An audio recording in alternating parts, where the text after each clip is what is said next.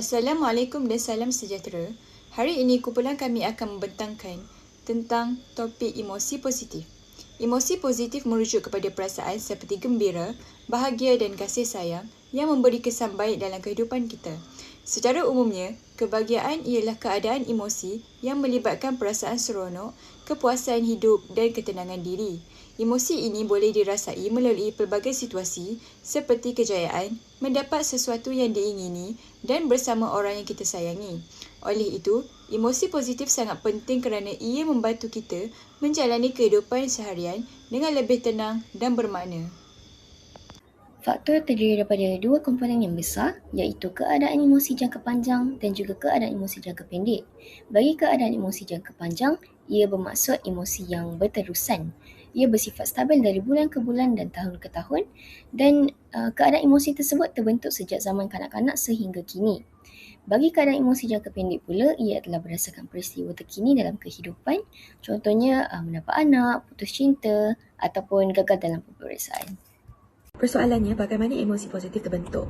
Pertama, melalui teori tahap penyesuaian, di mana teori ini menjelaskan bahawa reaksi emosi seseorang bergantung kepada tahap kebiasaan atau pengalaman semasa individu tersebut.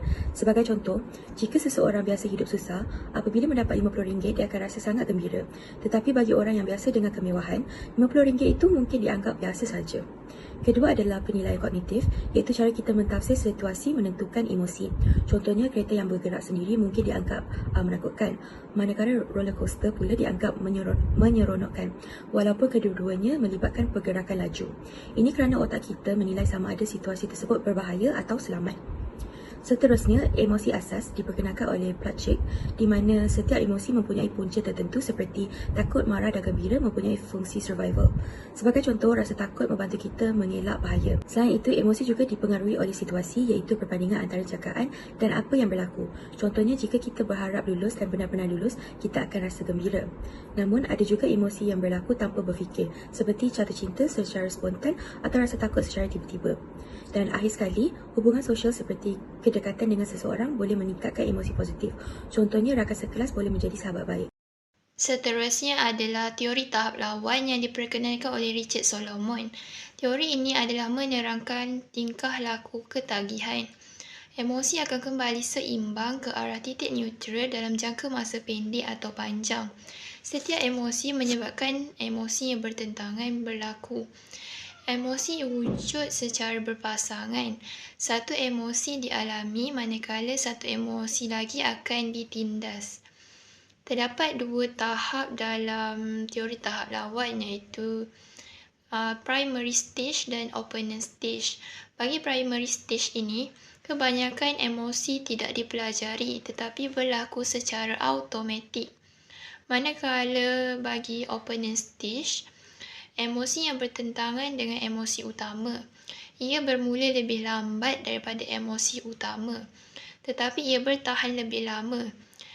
Ia akan menjadi lebih kuat jika diulang dan emosi utama tadi akan menjadi lemah. Sebagai contoh, bagi situasi penerjun udara. Pada mulanya, penerjun berasa takut dan tidak seronok, tetapi lama-kelamaan apabila mereka sudah biasa melakukan terjun udara, mereka akan berasa tidak takut lagi, manakala rasa seronok selepas mendarat menjadi lebih kuat dan bertahan lebih lama. Bagi contoh yang kedua adalah ketagihan dadah. Pada permulaan, apabila seseorang mula mengambil dadah, mereka akan merasa keseronokan yang sangat tinggi. Tetapi sebaik sahaja kesan dadah hilang, badan mula mencetuskan emosi yang bertentangan seperti gelisah dan sedih. Walaupun pada mulanya kesan negatif ini lemah.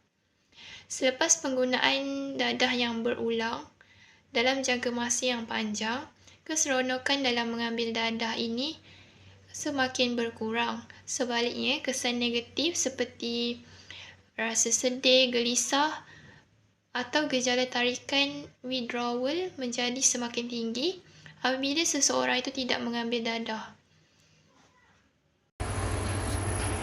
Hari ini saya akan membentangkan tentang perbezaan individu dalam emosi dari aspek jantina dan budaya. Pertama, objektif topik ini adalah untuk memahami bahawa emosi berbeza mengikut jantina dan budaya serta membantu kita mengurus emosi dengan lebih baik.